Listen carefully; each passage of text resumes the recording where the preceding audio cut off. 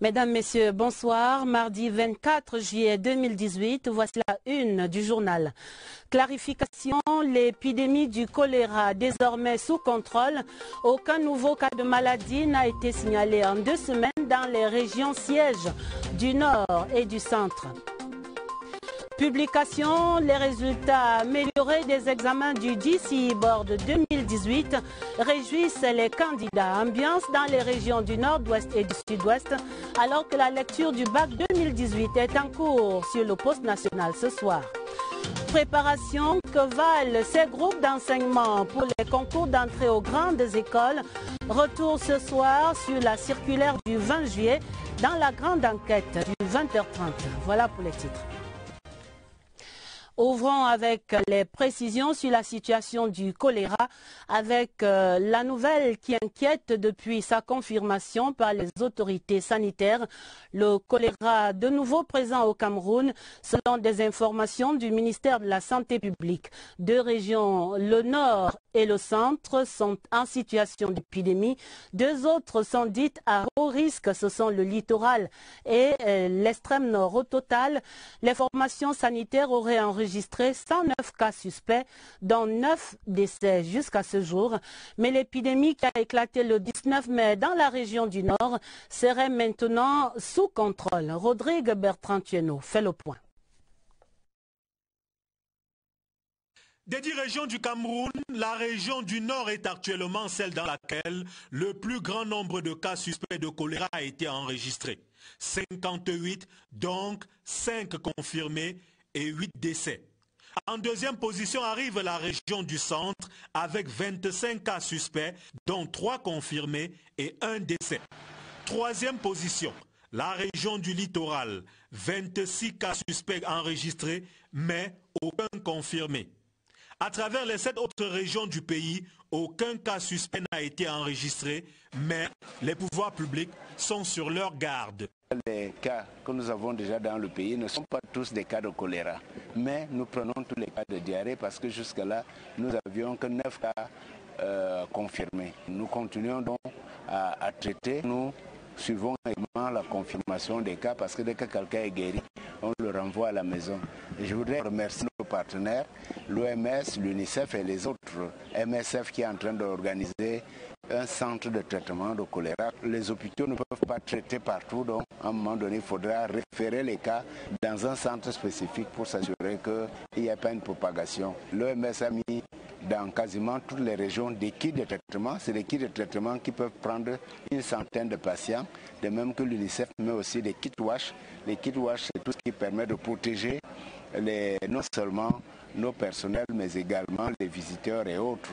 Donc c'est très important et surtout assurer la désinfection. Aucun nouveau cas suspect n'ayant été enregistré jusqu'au 24 juillet, le cumulé est bien de 109 cas, dont 8 confirmés et 9 décès. En relation avec la surveillance renforcée de l'épidémie de choléra au Cameroun, le ministre de la Santé publique André Mamafouda visitait ce mardi les espaces de prise en charge installés dans 4 formations hospitalières dans la capitale. L'hôpital de Biémassi, l'hôpital Jameau, l'hôpital central de Yaoundé et le centre mère et enfants de la fondation Chantal Biya. La visite a permis au ministre d'apprécier le circuit du patient de l'accueil jusqu'à la prise en charge et il a pu constater l'efficacité du traitement, la plupart des malades ayant maintenant recouvré la santé. Un accent particulier sera ensuite mis, selon les recommandations du ministre de la Santé publique, sur la désinfection des lieux de séjour des malades. Il s'agit d'éviter de nouvelles contaminations. Le ministre de la Santé publique qui s'est dit satisfait au terme de cette évaluation par la mobilisation des personnels sur les sites de prise en charge. Et puis il a appelé les populations à la plus grande vigilance à travers des mesures d'hygiène et de salubrité à cultiver. Dans la suite du journal, je vous donne à présent lecture. On va d'abord aller à l'autre actualité du ministre de la Santé publique qui installait par ailleurs ce mardi le nouveau président du conseil d'administration de l'hôpital gynéco-obstétrique et pédiatrique de Yaoundé au docteur Louis-Philippe Titsol, André Mamafouda a recommandé de veiller de très près au fonctionnement de cet hôpital de référence. Le reportage Angousso, Étienne Pascal Azégué. L'homme qui prend les rênes du conseil d'administration de l'hôpital gynéco-obstétrique et pédiatrique de Yaoundé et du corps de la santé.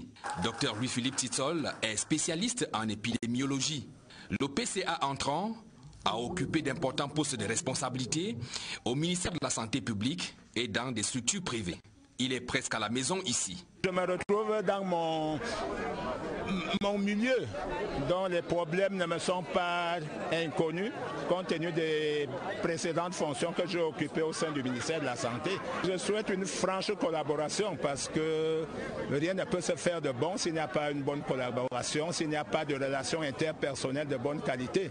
Le ministre de la Santé publique, en l'installant dans ses nouvelles fonctions, a émis le souhait qu'il mette son expertise pour le bon fonctionnement de cette formation sanitaire spécialisée dans la prise en charge de la mère et de l'enfant. Ce digne fils de la région de l'Est remplace à cette fonction un autre illustre fils de la région du Soleil Levant, le sénateur Charles Salé. Et pour compléter cette page santé dans le 20h30, je vous signale que la cérémonie de rétrocession officielle du Centre de santé intégré catholique d'Auvin, réhabilité et équipé par le CERAC, et de remise de dons aux orphelins et enfants vulnérables ainsi qu'aux femmes rurales de ces départements de la Meufou et Afono dans la région du centre va se dérouler demain mercredi à partir de 12h précises. Je vous donne à présent lecture de ces importants textes du chef de l'État. Le premier décret porte nomination du président du conseil d'administration de l'Institut de recherche agricole pour le développement, l'IRAD. Le président de la République décrète. Monsieur Nanganga est à compter de la date de signature du présent décret, nommé président du conseil d'administration de l'Institut de recherche agricole pour le développement. Le second décret porte nomination du directeur général adjoint de l'Institut de recherche agricole pour le développement, IRAD. Le président de la République décrète. Monsieur Ngomé Agebesone Francis Emmanuel est à compter de la date de signature du présent décret, nommé directeur général adjoint de l'Institut de recherche agricole pour le développement. Le troisième décret signé ce jour par le président de la République porte nomination du président du conseil d'administration de la Société de développement du cacao, Sodecao. Le président de la République décrète, M. Mbazakari, est à compter de la date de signature du présent décret, nommé président du conseil d'administration de la Société de développement du cacao, Sodecao. Le quatrième décret porte nomination du directeur général et du directeur général adjoint de la Société de développement du cacao, la Sodecao. Le président de la République décrète sont à compter de la date de signature du présent décret, nommé au poste ci-après à la Société de développement du cacao, Sodecao, directeur général M. Ekor Akwafane Jean-Claude, directeur général adjoint M. Enang James Enang. Article 2 commun, les intéressés auront droit aux avantages de toute nature prévus par la réglementation en vigueur. Article 3e, le présent décret sera enregistré. Les présents décrets seront publiés suivant la procédure d'urgence puis insérés au journal officiel en français et en anglais. Des textes signés à Yaoundé ce 24 juillet par le président de la République, son Excellence Paul Biya. Et voici immédiatement ce soir recueillie la première réaction du nouveau directeur général de la Sodecao, Jean-Claude Akwafane, nommé donc ce mardi par décret présidentiel. Salue cette nomination qui traduit la marque de confiance placée en lui par le chef de l'État, Paul Biya. Je vous propose de l'entendre. C'est un extrait sélectionné par notre reporter Irène Njanafouda. Exprimer ma profonde gratitude au chef de l'État qui vient de me renouveler sa confiance. Le Cameroun est une puissance agricole, mais il faudrait aller beaucoup plus loin. D'autant plus que l'industrialisation même du Cameroun, que nous appelons de tous nos voeux, pendant les 50 prochaines années, reposera sur l'agriculture, la transformation des produits agricoles. Mais pour cela, nous devons massifier la production agricole dans notre pays, dans tous les secteurs, en particulier la branche cacao, et travailler également sur la qualité, n'est-ce pas, de nos productions. Voilà les deux pistes sur lesquelles nous aurons à travailler avec l'appui du département de tutelle et avec l'appui, n'est-ce pas, de toute la haute hiérarchie. De la diplomatie dans la suite du journal, le nouvel ambassadeur de la République populaire de Chine, son Excellence Wang Yinwu, a été reçu en audience ce mardi par le président de l'Assemblée nationale. Kavaïe Djibril et son hôte ont fait le point de la riche coopération parlementaire entre Beijing et Yaoundé, notamment l'appui de la Chine dans la construction du nouvel immeuble siège de l'Assemblée nationale à Yaoundé. Clarisse Tang. Nouvellement accrédité au Cameroun, le nouvel ambassadeur de la République populaire de Chine dans notre pays a été accueilli avec tous les honneurs dus à son rang au cabinet du très honorable Kavaïe Djibril. La République populaire de Chine est un partenaire stratégique dans le développement du Cameroun et les liens entre les parlements camerounais et chinois sont plutôt très forts. Nous sommes engagés à renforcer ces liens et cette coopération entre les deux parlements, le Parlement chinois et le Parlement camerounais. Et pour justement renforcer cette coopération, le gouvernement chinois a décidé de faire un nouveau bâtiment de l'Assemblée nationale du Cameroun sur une assistance financière et technique de la Chine sans contrepartie. Nous voulons que les travaux de la construction démarrent dans le meilleur délai et nous sommes en train de discuter avec nos amis camerounais pour une confirmation de la site là où on peut faire les travaux. La Chine finance par ailleurs dans notre pays de nombreux grands projets d'infrastructures énergétiques, routières, portuaires, sanitaires, etc., etc. En un mot, la coopération entre le Cameroun et la Chine est diversifiée et l'amitié sino-camerounaise solide. Les autorités chinoises sont totalement disposées à accompagner le Cameroun vers l'émergence. Dans ce même champ de la diplomatie, la Grande-Bretagne propose son expertise dans la consolidation de la décentralisation et du vivre ensemble au Cameroun. Le haut-commissaire, son Excellence Rowan James Laxton, conduisait une délégation d'experts ce mardi pour une audience au ministère de la décentralisation et du développement local et puis à la Commission nationale pour la promotion du bilinguisme et du multiculturalisme. Compte rendu de ces échanges, Laurentine Bokouno. La Grande-Bretagne soutient le processus de décentralisation au Cameroun et se dit disposée à offrir son expertise. C'est une question de non seulement d'accélérer le processus de décentralisation, mais aussi de l'approfondir. Et non seulement de l'approfondir, mais aussi d'améliorer la gestion de la politique et des affaires commerciales ici au Cameroun. Le haut-commissaire de Grande-Bretagne au Cameroun sortait d'une audience avec le ministre de la décentralisation et du développement local, Georges Elanga Obam. Promouvoir la gouvernance locale est l'une des missions dévolues à ce nouveau département ministériel. Très intéressé par cette problématique, Rowan James Laxton a échangé avec la Commission nationale pour la promotion du bilinguisme et du multiculturalisme sur les bonnes pratiques en particulier et la gouvernance en général. Nous souhaitons beaucoup accompagner nos amis ici à la Commission pour ces deux aspects. Surmonter les défis, bien sûr, ça existe partout.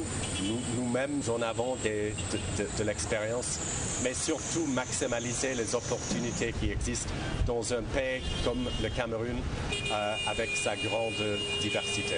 Au Cameroun, depuis le 21 décembre 2017, date de la présentation de ses lettres de créance au président de la République, le diplomate britannique entend à sa manière contribuer à la consolidation des relations entre Yaoundé et Londres.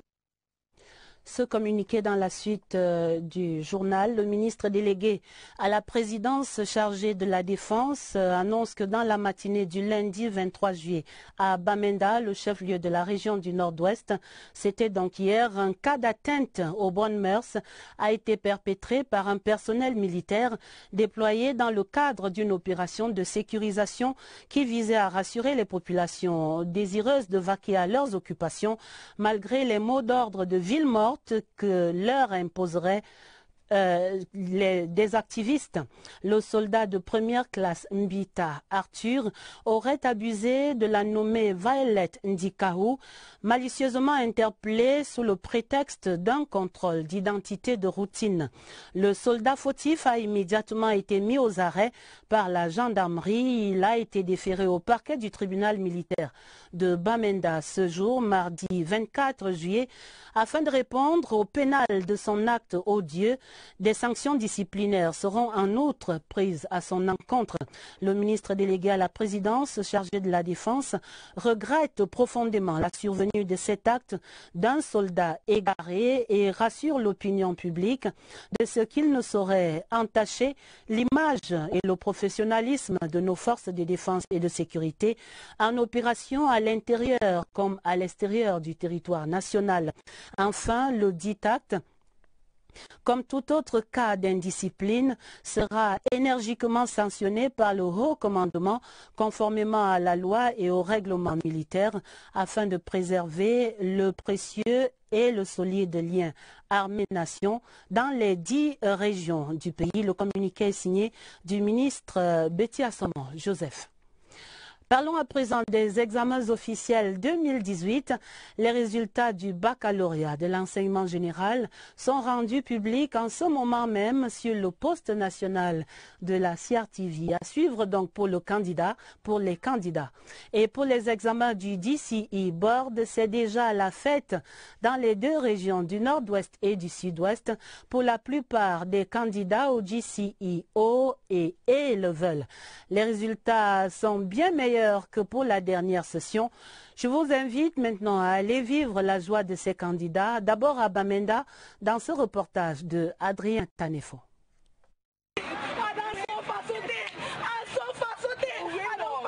Telle est l'ambiance qui règne dans l'enceinte de la CRTV Nord-Ouest ce mardi matin. Les candidats au DCE, Ordinary et Advanced Level de Bamenda sont venus nombreux consulter les listes. Les admis sortent vite du lot. J'ai fait le DCE Advanced Level et j'ai réussi à toutes mes 3 épreuves. Je rends grâce à Dieu qui m'a donné cet examen parce que ce n'était pas facile. L'année scolaire était comme l'enfer, mais j'ai réussi. Dans les studios de la station régionale, on lit les résultats des 2 examens. Pendant ce temps, les couloirs ne désemplissent pas.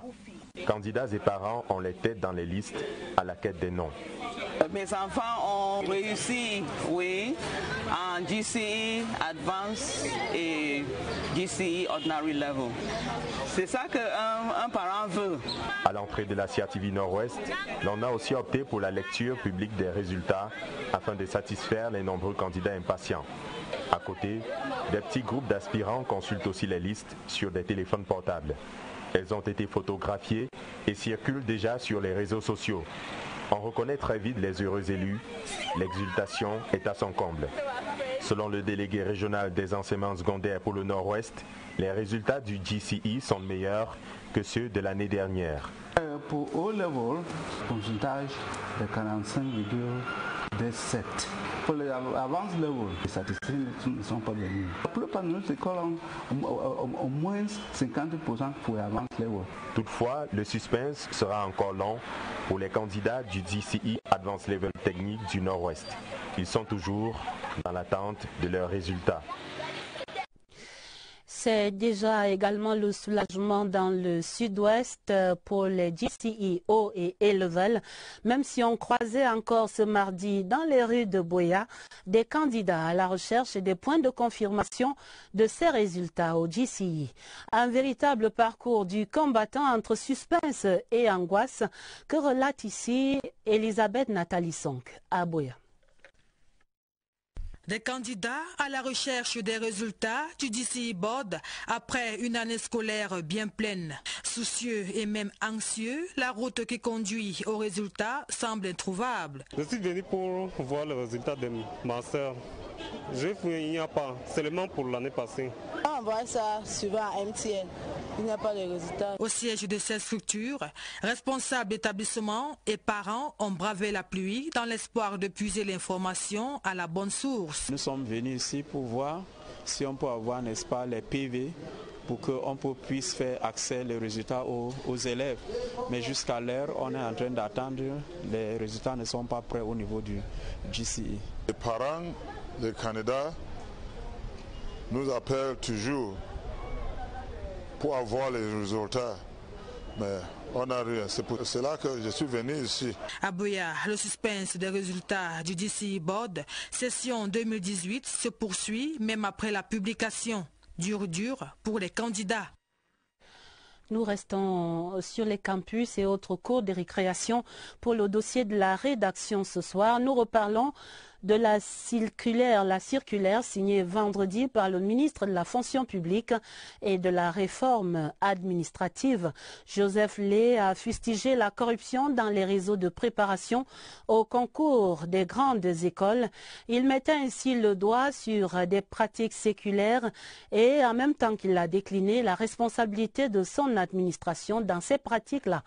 Mais question de fond encore ce soir, que valent donc ces cours de préparation au concours dans les grandes écoles? Tentative de réponse, c'est une enquête de Oswald Modon. Anglophone Academy, Zénith Plus, Élite, la réussite, les plègues réunis, Intelligentsia ou Intelligentsia, les cours de préparation ont trouvé en la colline du savoir d'Ongwekele un terreau fertile pour leur activité. Et voilà des années que cela dure. La preuve que l'activité marche plutôt bien depuis le temps. D'ailleurs, c'est chacun qui vante son action. Ici, on essaye de travailler avec des étudiants pour les remettre à niveau et on les évalue, on fait ce qu'on appelle les concours blancs. Je suis dans une école où j'ai eu mon concours grâce à ces cours de préparation. Ce qui fait qu'aujourd'hui, je reviens dans l'optique d'attirer l'attention de mes camarades, de mes jeunes frères, que ces cours de préparation, si je suis dans mon école, c'est grâce à ces cours. L'organisation de chaque groupe a toute une administration. Le profil des enseignants est divers, mais ils seraient tous des professionnels. Des docteurs, des jeunes magistrats fraîchement sortis de l'ENAM et parfois des administrateurs qui viennent en conférence. Tous parlent de mise à niveau. Mais au fait, que dispensent-ils concrètement comme leçon? Nous offrons pratiquement les mêmes cours que nous recevons au niveau des universités, c'est-à-dire les cours qui concernent les concours en question, sauf qu'on les offre dans le cadre contextuel des concours. La prépa peut parfois durer plusieurs mois, au minimum 2 mois, pour un coût global de 30 à 35 000 francs CFA. Il se souffle que parfois c'est bien plus que ça. D'autres vont jusqu'à produire des manuels qu'ils revendent, et les candidats disent y trouver leur compte. Bien que certains de réussite ne créent pas toujours le plafond. Faut surtout pas le dire. Que cela reste entre nous. Le business pourrait bien en prendre un coup. Toutes nos excuses pour la qualité du son à la fin de cette enquête de Oswald Modon. Mais on ne va pas dire seulement haro. Sur ces cours de préparation au grand concours, on ne jettera guère le bébé avec l'eau du bain. Il existe bien quelques groupes authentiquement dévoués à préparer les jeunes bacheliers à ces concours difficiles. Agnès Solange Abessolo pour trier le bon grain et livrer. La ruée constatée vers les centres de préparation au concours d'entrée dans les grandes écoles est évidente. Ici, 500 étudiants inscrits pour le prochain concours d'entrée à l'École nationale d'administration et des magistratures, l'ENAM. Autant pour le concours de l'IRIC et de l'EMIA. Entre ces grandes écoles et les promoteurs des centres de prépa, il n'existe pas de rapport incestueux, nous dit-on. Il n'existe pas véritablement d'acquaintance. Nous sommes un centre de préparation au concours. Ce n'est pas que les concours administratifs, même les concours scientifiques nous préparons. La préparation, c'est 1 an. Nous ne recevons aucun argent des personnes. Et pourtant, un réseau de corruption est entretenu par un groupe de répétition dans le cadre de la préparation des concours administratifs, selon une note du ministre de la fonction publique. Dans cet environnement ouvert à toutes sortes d'aventuriers, un recadrage est nécessaire. Il nous est revenu plusieurs fois que certains de ces groupes promettent monts et merveilles aux candidats et à leurs parents, en leur disant « si vous venez vous inscrire ou inscrire votre enfant dans notre groupe de préparation, nous allons l'aider à être admis au concours qu'il prépare parce que nous avons des entrées ici ou là qui peuvent donc permettre que l'enfant réussisse. » Voilà ce contre quoi je m'insurge. Par conséquent, toute personne identifiée pour ces faits de corruption fera systématiquement l'objet des poursuites judiciaires. Est punie d'un emprisonnement de 2 à 5 ans et d'une amende de 200 000 à 2 millions de francs CFA ou de l'une des deux peines seulement, quiconque en usant des pratiques de corruption facilite l'admission ou provoque l'échec d'un candidat à un concours administratif ou à un examen. Voilà qui a le mérite d'être clair. Vous le savez maintenant, le 15-17, c'est là le numéro vert de la Commission nationale anticorruption, un numéro gratuit dédié à la dénonciation des actes de corruption et autres infractions. 3 mois après s'éroge sa pertinence, l'usage que le public camerounais en fait et surtout son impact réel sur la lutte contre la corruption dans notre pays. Le 15-17 en évaluation, c'est une enquête de Séverin Alégambélé. Depuis le 24 avril 2018, les postes de réception du call center de la CONAC crépitent. Les citoyens ont à leur disposition un canal pour dénoncer les actes de corruption et infractions assimilées. Une dame est interpellée à un poste de contrôle de police. On lui dit, madame, les vitres arrière de votre voiture sont fumées, c'est une infraction. On vous retient. Et elle appelle le 15-17. Nous la recevons, nous lui disons, demandez à celui qui vous a interpellé de vous donner la contravention et vous allez à la recette la plus proche. Vous payez, vous revenez chercher votre voiture. Quand elle allait lui dire ça, le policier lui a dit « va avec ta malchance », il a jeté son dossier. Il a pris son dossier et il est parti. À ce qui paraît, le public s'est approprié ce nouvel outil de communication moderne. Moi, je l'ai déjà utilisé par plusieurs fois. On n'a pas besoin de donner son nom. Dès que vous donnez les renseignements que vous voulez donner, puis ça va. Je l'ai utilisé à 2 reprises. Ça nous a permis comme ça d'être en contact direct avec la CONAC et de pouvoir dénoncer plus facilement. En moyenne, le 15-17 enregistre 100 appels par jour. Un nombre impressionnant de sollicitations bien au-dessus des interventions sur le terrain. Quelqu'un peut appeler, par exemple, de DOP, de Molvodey, il veut une réponse immédiate à son problème. Et ça, on ne peut pas le faire. On ne peut prodiguer de conseils. Dans l'opinion, le numéro vert de la CONAC peut changer les habitudes. Mais il faut reconnaître que la marge d'erreur est assez grande. Les dénonciations calomnieuses ou les règlements de compte peuvent avoir le dessus sur les cas de flagrant délit de corruption. Là, c'est à la CONAC de gérer. C'est-à-dire, je crois qu'ils sont bien organisés à ce niveau-là pour mener les enquêtes et établir toute la vérité. Si vous dénoncez un acte qui n'est pas fondé, la première chose c'est que vous êtes en train de gaspiller les ressources de l'État. Parce que les investigations qui seront menées seront faites avec les ressources de l'État. Ça, c'est la première chose. Mais la seconde chose, c'est que le fait que vous dénoncez quelqu'un n'est pas dit que la personne est coupable. À la CONAC, malgré la capacité de migration des corrupteurs et corrompus, la ligne verte reste un outil efficace de lutte contre la corruption. Même si le nombre de personnel dont nous avons besoin est encore limité, nous travaillons en fonction de notre texte organique et en fonction des moyens mis à la disposition de la CONAC. Et nous continuons à le dire. La CONAC n'est pas uniquement la structure qui doit exclusivement lutter contre la corruption. La CONAC accompagne le gouvernement dans la stratégie gouvernementale de lutte contre la corruption. Et ceci nécessite l'implication d'autres structures nationales de lutte contre la corruption. Le 15-17, une plateforme de dialogue, un nouveau-né qui a encore besoin de quelques jours d'observation pour mieux apprécier son état de santé. Retenez le numéro, le 15-17, gratuit. Parlons de l'élection présidentielle du 7 octobre à présent et de l'actualité autour. Le littoral était le creuset dimanche de la constitution d'une forte coalition des partis d'opposition autour de la candidature du président Paul Biya. Un grand meeting de soutien et de collecte de fonds coordonné là-bas par le chef de la délégation régionale permanente du RDPC pour la région du littoral, le ministre d'État Laurent Esso. Olivier Kingemoli revient ici sur le sens de ce grand rassemblement. Ils sont venus par groupe ou individuellement répondre à l'appel du parti.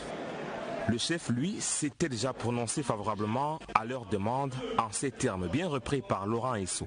J'accepte de répondre favorablement à vos appels pressants. Je serai candidat à la prochaine élection présidentielle. Il sera aussi le candidat d'une coalition de l'opposition qui s'est trouvé une bonne place dans cette grande famille du RDPC.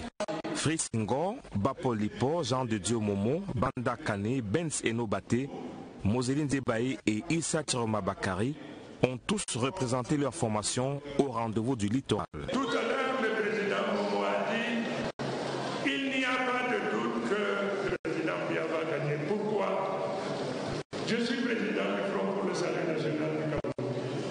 Mais j'ai l'humilité et le devoir de reconnaître que le RDPC est le seul parti politique présenté sur l'ensemble du territoire.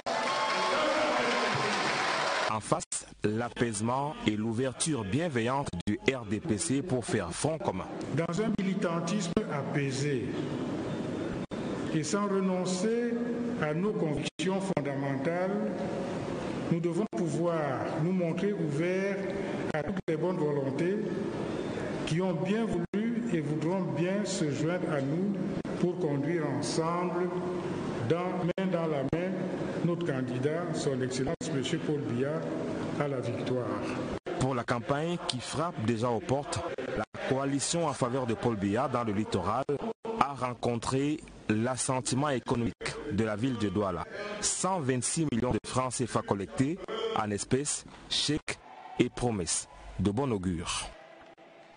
Dans cette même veine, signalons que le ministre de la Fonction publique et de la Réforme administrative, Joseph Lé, invite toutes les forces vives de la région de l'Est à un grand meeting de soutien à la candidature du président Paul Biya.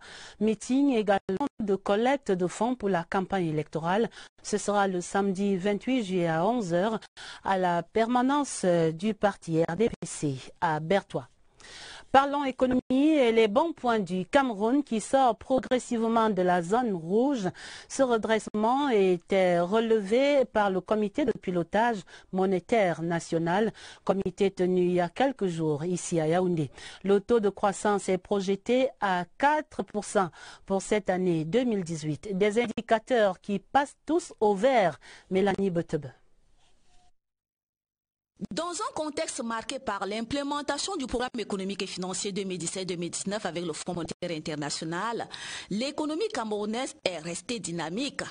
Ainsi, après avoir reculé de 3,2% en 2017, la croissance du Cameroun repart poussée ici à 4,1% en cette année 2018. À l'actif de cette embellie, l'amélioration attendue de la production gazière et la bonne progression du secteur non pétrolier avec la mise en œuvre des projets agricoles et miniers. Le taux d'inflation reste maîtrisé et devrait stagner autour de 1,5%, très loin de la norme communautaire CEMAC qui est de 3%. S'agissant de la situation monétaire du Cameroun au cours de la période 2017-2018, l'évolution des agrégats monétaires s'est caractérisée par une hausse de la masse monétaire et des avoirs extérieurs nets et du crédit intérieur.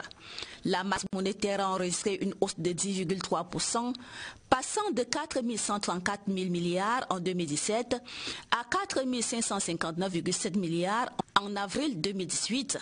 Les avoirs extérieurs ont également augmenté de 14% pour s'établir à 1952,7 milliards de francs CFA au premier trimestre de 2018. Le taux de couverture extérieure de la monnaie est passé de 71,6% à 72,2% au premier trimestre 2018. Des indicateurs qui viennent confirmer les bons choix de la politique économique du Cameroun.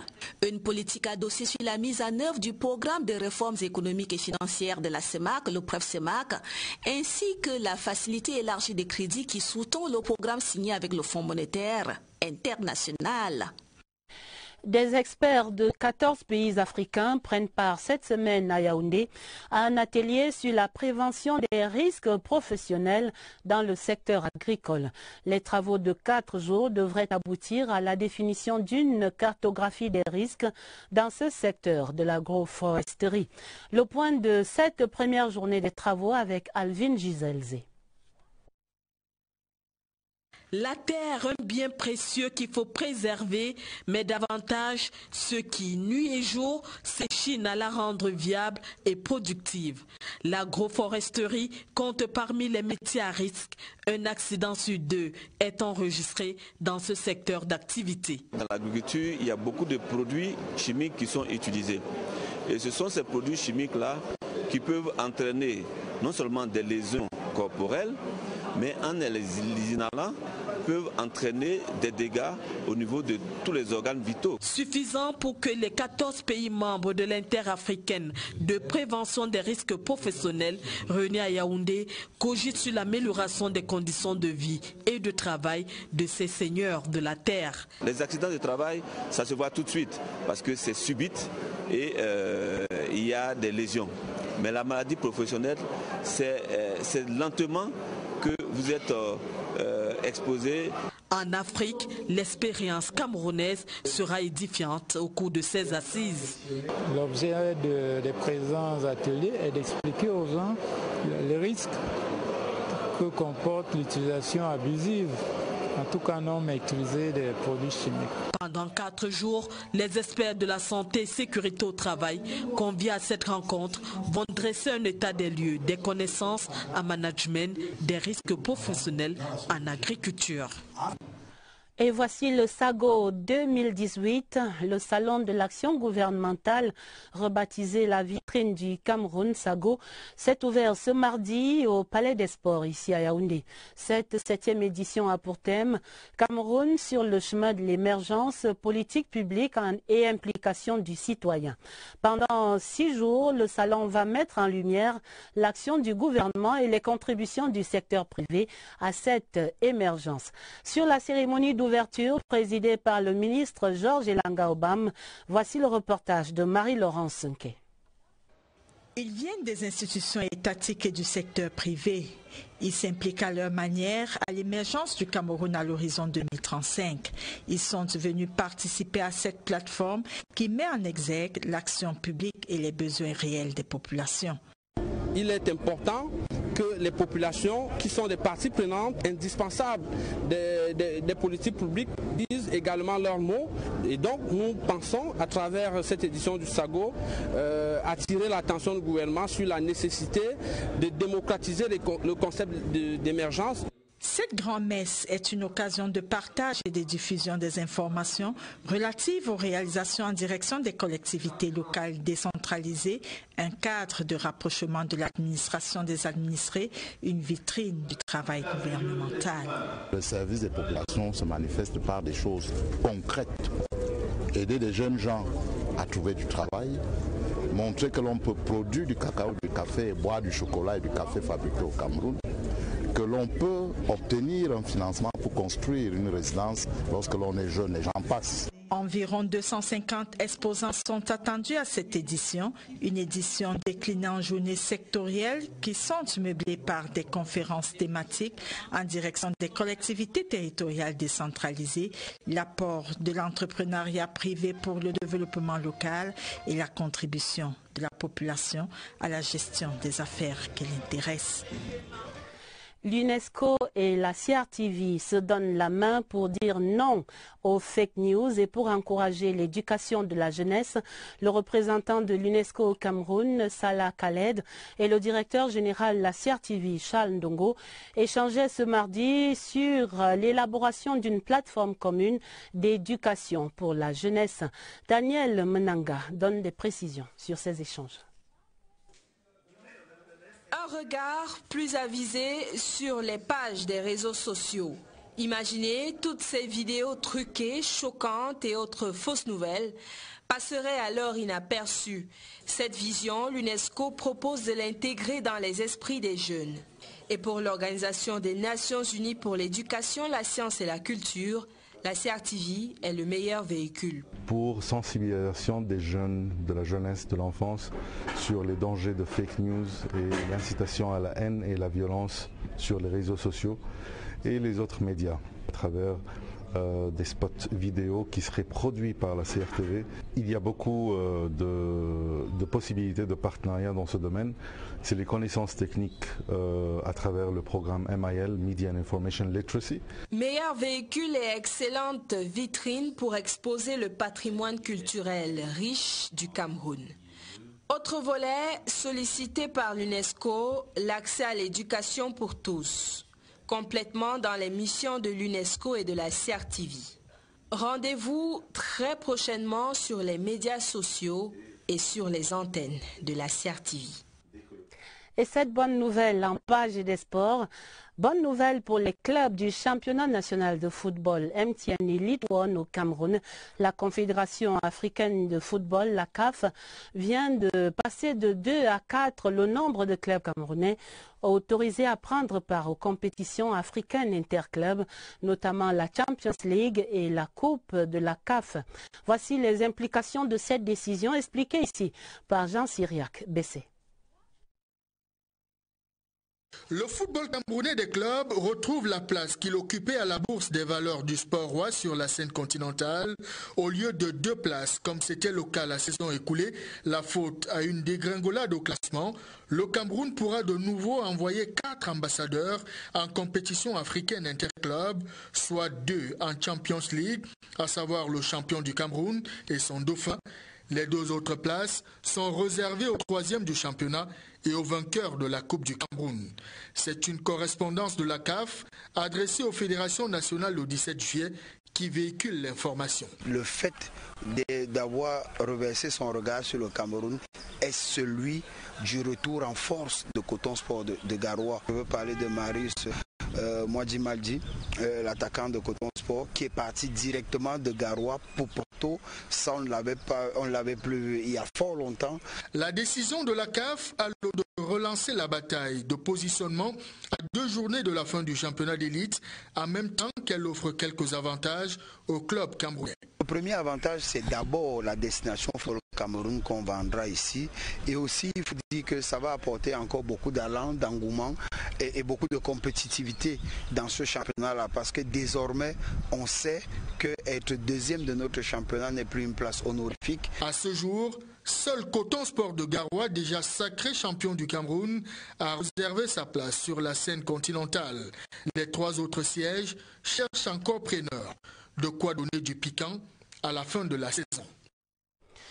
La fin du championnat festif foot vacances B-Band, c'était récemment à Atok dans la région de l'Est. La finale dames disputée entre B-Band Centre et B-Band Est s'est dénouée par un score de 4-3 en faveur de B-Band Centre. Festif foot vacances, une initiative d'une élite Anne-Marthe Voto de cette région de l'Est. La fin de ce championnat dans ce reportage de Wilfried Cotour. Ça se joue sur les têtes avant les pieds. Pour la première au Festif Foot Vacances B-Band, elles ont apporté de la couleur, coiffure décoiffante, affriolante, de la couleur dans le jeu, confort dans le port du ballon, gestes techniques au point. La finale dame se dénoue au tir au but. B-Band Centre l'emporte face à B-Band S 4-3. La finale messieurs, fort disputée, tourne en faveur de Radar de Atok 1-0. C'est le dénouement d'un mois de compétition de brassage des fils et filles de B-Band. Ça m'engage à remettre ça l'année prochaine pour que notre jeunesse, non seulement qu'elle soit heureuse pendant les vacances, qu'elle ait envie de toujours revenir dans l'arrondissement dès qu'elle obtient les vacances, qu'ils reviennent toujours au village. Du grand monde et du beau monde, personnalités politiques, administratives et sportives, Festifoot Vacances Bébende, vecteur du vivre ensemble. Je suis particulièrement satisfait et on encourage les promoteurs de ce genre de championnat de continuer pendant les vacances. Je voudrais m'assurer que toutes les élites de cette circonscription mettent en œuvre la recommandation du chef de l'État qui demande à nous tous, en tant que responsables, d'assurer la promotion du vivre ensemble. Ben prend date pour l'édition 2019 avec un autre son. Et avant de refermer ce journal, je vous donne lecture de ce télégramme officiel de condoléances du président de la République, son Excellence Paul Biya, adressé à son Excellence Macky Sall, le président du Sénégal à Dakar. Le président de la République écrit « Monsieur le Président et chers frères, j'ai appris avec une réelle émotion le décès de son Excellence Vincent Badji, ambassadeur du Sénégal au Cameroun, arrivé en fin de séjour, survenu le 22 juillet 2018 à Yaoundé. Durant son séjour dans mon pays, votre plénipotentiaire, qui était apprécié par les autorités camerounaises, aura contribué de manière significative à la consolidation, la diversification et la promotion des liens anciens et fraternels qui unissent nos deux pays. Avec la disparition de son Excellence Vincent Badji, le Sénégal perd un éminent diplomate et le Cameroun un ami. Je tiens en cette douloureuse circonstance à vous adresser ainsi qu'à sa famille et à la diplomatie sénégalaise mes sincères condoléances. Veuillez agréer, Monsieur le Président et chers frères, les assurances renouvelées de ma très haute considération. C'est donc la fin de ce 20h30 préparé avec la collaboration de Lucie Colette Avlou. Vous aurez d'autres informations à minuit sur cette antenne en compagnie de Jean-Cyriac Bessé et de Patricia Leba Moutoukson. Retrouvez juste après ce journal Ibrahim Chérif dans le magazine de la rédaction, le mensuel. Vous pouvez revoir ce journal et toutes les éditions d'information de CRTV News sur notre site www.crtv.cm. Très belle soirée sur notre antenne et à demain, 20h30.